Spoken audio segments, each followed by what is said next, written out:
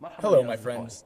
I believe that you have discussed with your teacher the influences of gravity on our lives, and we all know that the scientist Newton studied the relation between force and mass, and we realize that when a force acts on a mass, that it is free to move, then this mass will accelerate.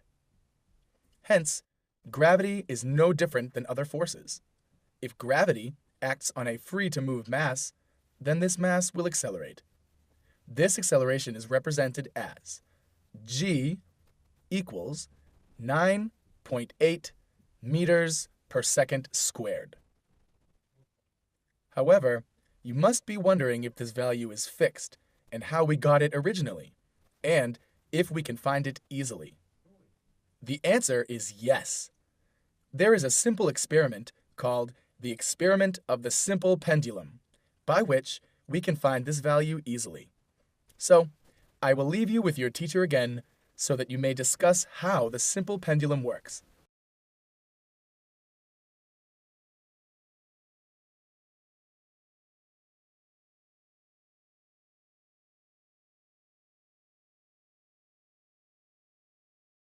Hello, my friends.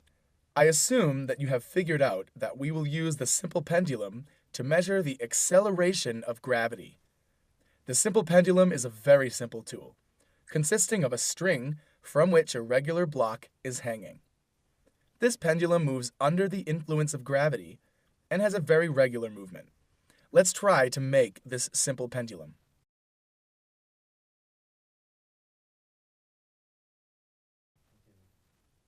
The pendulum already consists of a string and a regular mass. This pendulum will move under the influence of gravity back and forth.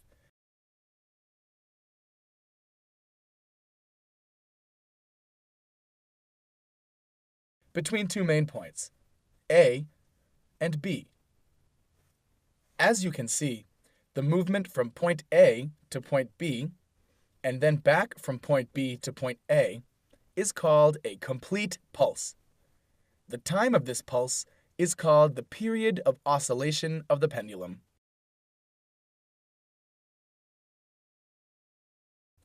So we will define this time and give it the name t.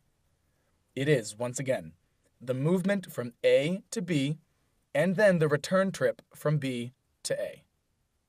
The time required for this movement is called the period of oscillation. Another factor that we should measure for the pendulum is the length of the pendulum. That is, the distance extended from the point of installation to the center of the shape or the regular mass. We will call this distance L.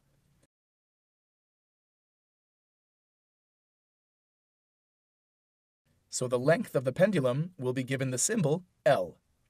Therefore, my friends, I want you to pay attention to this angle, theta. We must keep it as small as possible, because the final equation that we will use states that theta should be as small as possible. So, for now, I will leave you again until you discuss with your teacher how to build a pendulum and how we can use it to measure g. Goodbye.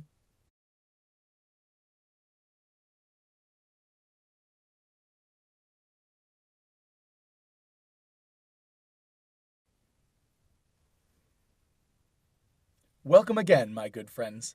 We are now able to build the pendulum, and we also know the variables for the pendulum, which are the length of the pendulum and the period of oscillation of the movement of the pendulum. I have brought my own personal pendulum with me today.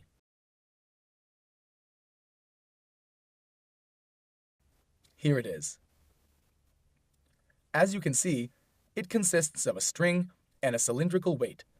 This weight will oscillate as we expect.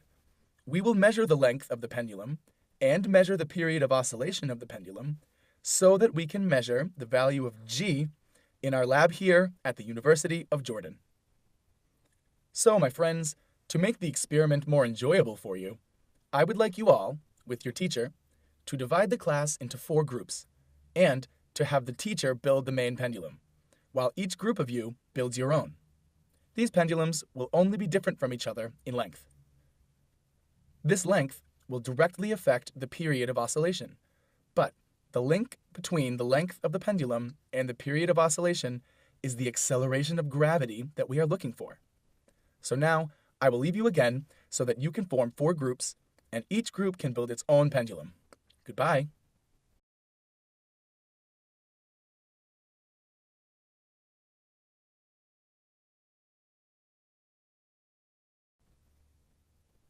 Hello again. I believe that each group has its own pendulum. So what I will do now is try to conduct the experiment in front of you. I am more fortunate than you, as I have a special tool to install the pendulum here in the laboratory. You in your classrooms and homes can install the pendulum using a small nail and a door frame, for instance. In my case here, I have a special tool to install the pendulum. The pendulum, which I made here, is 1.2 meters. What remains is to measure the period of oscillation of this pendulum. But what I will do exactly is to measure the period of oscillation for 15 oscillations, not for 1. The reason for this is that in this way, we can divide the result by 15, and thus we get the time rate of 1 pulse of the pendulum. This process requires your participation as well, so you will perform the experiment in class. What I want you to do during the experiment with your teacher is to have each group count the pulses together and stop them together as well. In this way, we can get more values to measure the period of oscillation. Now, I will perform the experiment first to get the period of oscillation of my pendulum. To measure the period of oscillation, we will use this stopwatch, a normal one. But in fact, you can use any watch, even your wristwatch, to measure the period of oscillation of the pendulum. So what I will do now is count 15 pulses, and also time these pulses using this watch. Try to count with me. Let's start now. What I will do is the following. I will hold the pendulum and hold the stopwatch in my other hand. I'll let go of the pendulum and begin timing at the same moment. So, we will start counting together. 1, 2, 3. 1, 2, 3, 4, 5 pulses, 6, 7, 8, 9 pulses, 10, 11, 12, 13, 14, and 15 pulses. We've got the time for 15 periodic pulses. So for now, I will leave you so that you can perform the experiment with your teacher and measure its period of oscillation. And be sure that all of you participate in this experiment. See you soon. Bye.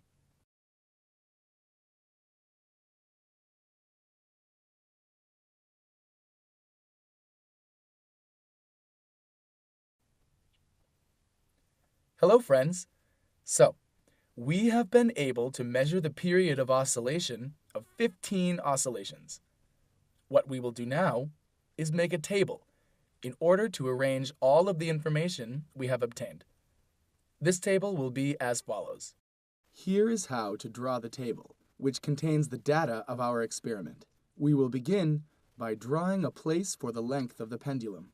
In this case, it was 1.2 meters. We will then draw a place for 15 pulses, and we'll call it T15 or 15T for 15 pulses. It was 32.97 seconds. And then we will divide this figure by 15 to get the time rate. After that, we will find the square of this period of oscillation. Finally, in our table, there will be the value of G, which is meters per second squared. The equation needed to do this is the following. G equals 4 multiplied by the approximate squared ratio pi squared, multiplied by the length of the pendulum, L, divided by the square of the period of oscillation. Now, we are ready to calculate the value of g. I will use my calculator to find the value of t. First, divide this figure by the 15 pulses, and we will get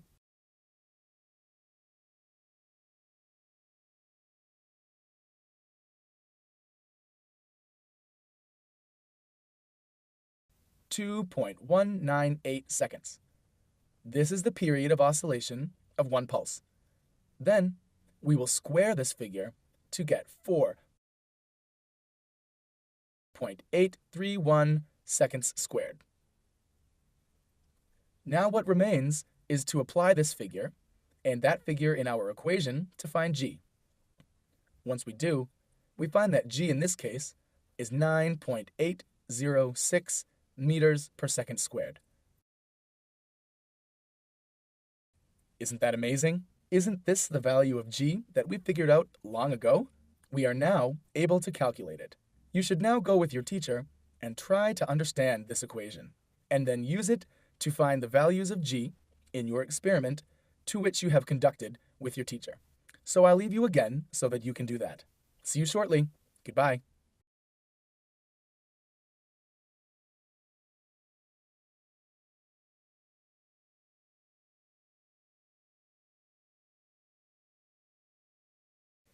I hope that you have enjoyed the experiment with your teacher. You should do only one experiment at your homes.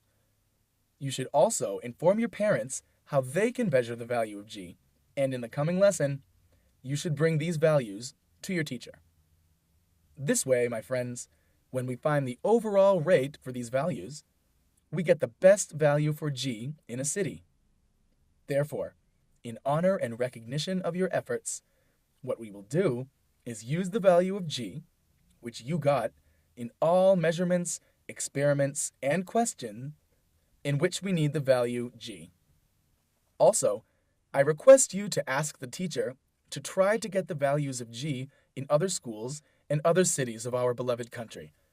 In this way, we can see and know if g changes from one place to another on the surface of the earth. Always remember, my friends, that you are the scientists of the future. You are our hope in the future. Always be curious, always love science. I hope you always enjoy science and the study of science. Goodbye, and see you soon.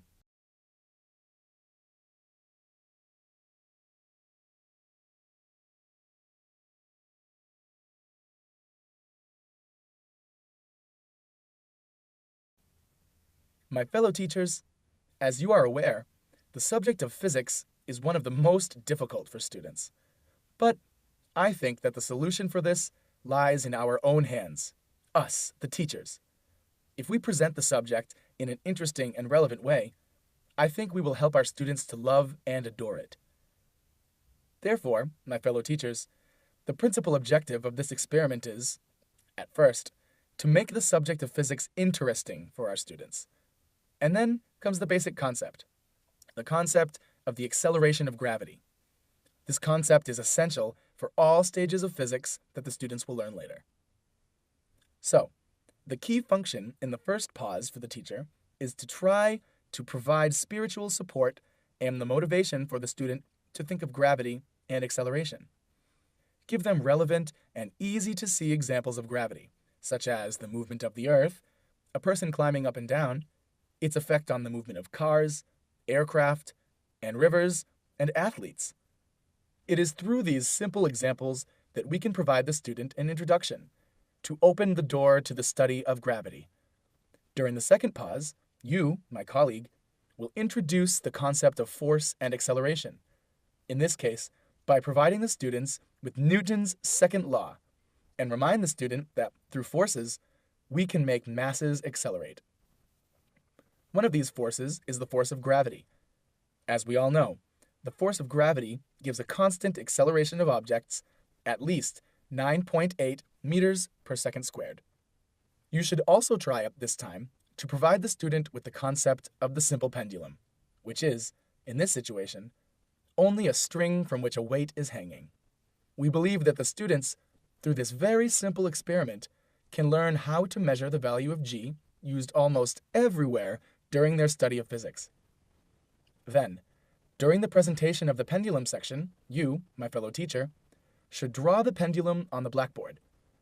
It may help to use some colors in the drawing so that the shape becomes more pronounced for the student, which will help the students understand the things that we want to measure. For example, we want to measure the length of the pendulum. It can be colored red, for instance. Or we want to measure the period of oscillation of the pendulum. We can use green to indicate the periodical motion of the pendulum. In this way, we produce a very interesting drawing and an easy, informative way for the student to understand the meanings of the length of the pendulum and the period of oscillation of the pendulum. After that, the teacher explains to the students the concept of periodical motion of the pendulum, which is defined as the movement of the pendulum from point A to point B, and then returning from B to A on the drawing. In the next phase, after the video presents the pendulum and the experiment, through the work of the simple pendulum, you, my fellow teacher, should encourage the students to interact more by dividing the class into 4 groups. First, build your own pendulum, and then give each group the necessary tools to make their own as well. In this way, we allow the students to participate in the experiment. The lesson, and the experiment as well, becomes less tedious, because the students are involved in the experiment personally. You should also try to show the students your excitement with the experiment with the counting process, with the calculation of time, and with the period of oscillation of the pendulum. Therefore, you must always be aware that you are the model for the student. You should always try to be the ideal for students. And the student, too, always tries to emulate the teacher in terms of excitement in experiments. I hope you always remain focused on the students during the course of the experiment. Therefore, my fellow teacher, after it has become clear to the student how to measure the period of oscillation, and after each group knows how to operate their own pendulum, use the period during which the video is showing the experiment to draw the accompanying table so you can input the information of the students' pendulums. In the next phase comes the most crucial role of the teacher. In this stage, you will involve the student personally in the experiments, so as to interact more and more with them. You will conduct the experiment in front of the students first, and then ask each group to help you by counting the pulses and timing them. Then repeat the same process with each group to complete our table. After that, my friend, you must provide the equation needed to calculate G. This equation requires the angle of theta accompanying the drawing to be small, not large, because this is the principle at work in this equation. As you can see, my colleague, this equation links the key variables, the length and the period of oscillation of the pendulum, with the desired value, that is, the value of the acceleration of gravity, G.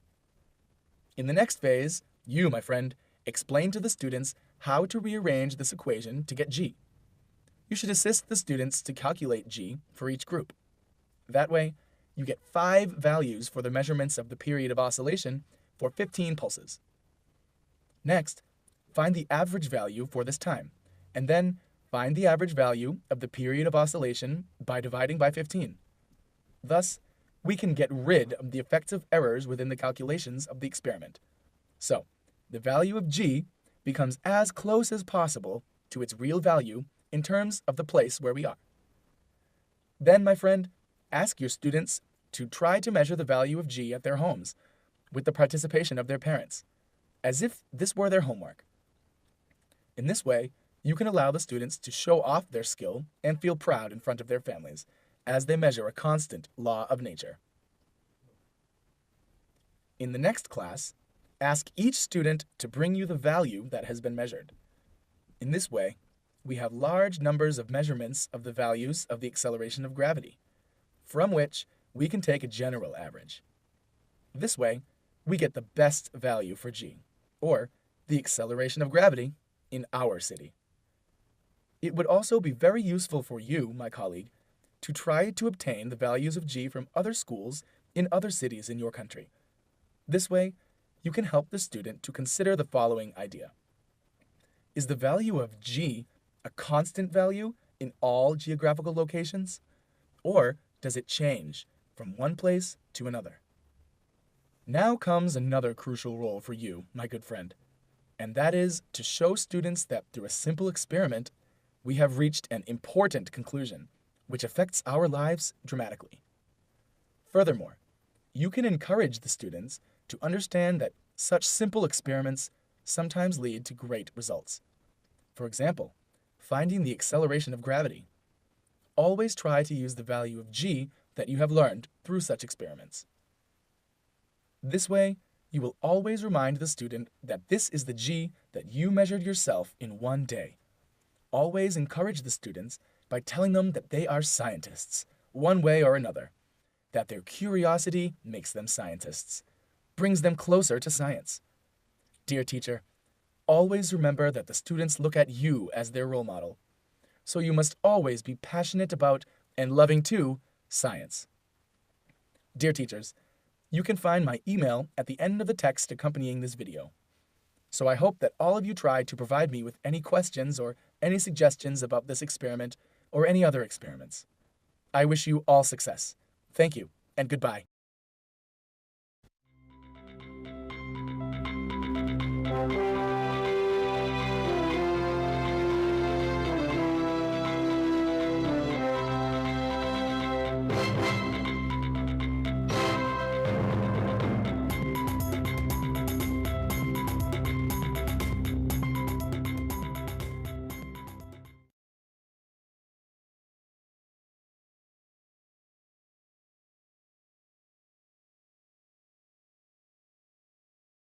Between two main points, A and B.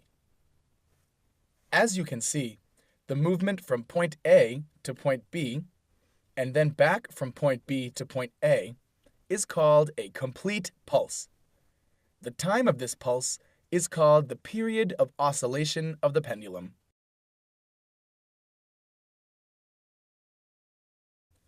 So we will define this time and give it the name t. We got it originally, and if we can find it easily. The answer is yes. There is a simple experiment called the experiment of the simple pendulum, by which we can find this value easily. So, I will leave you with your teacher again so that you may discuss how the simple pendulum works.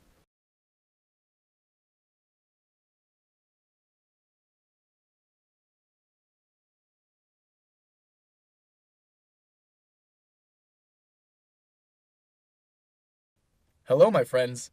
I assume that you have known that the scientist Newton studied the relation between force and mass, and we realize that when a force acts on a mass, that it is free to move, then this mass will accelerate.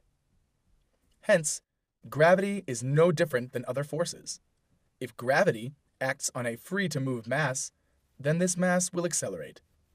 This acceleration is represented as g equals 9.8 meters per second squared. However, you must be wondering if this value is fixed and how we figured out that we will use the simple pendulum to measure the acceleration of gravity. The simple pendulum is a very simple tool, consisting of a string from which a regular block is hanging.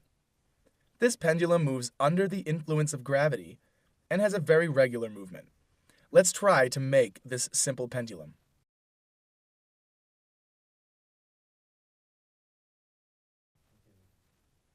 The pendulum already consists of a string and a regular mass.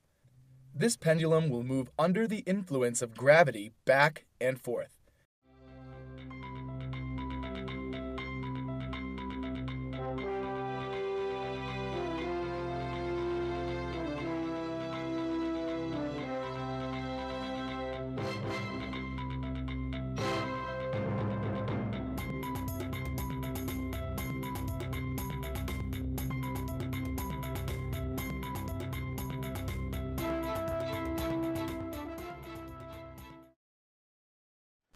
Hello, my friends.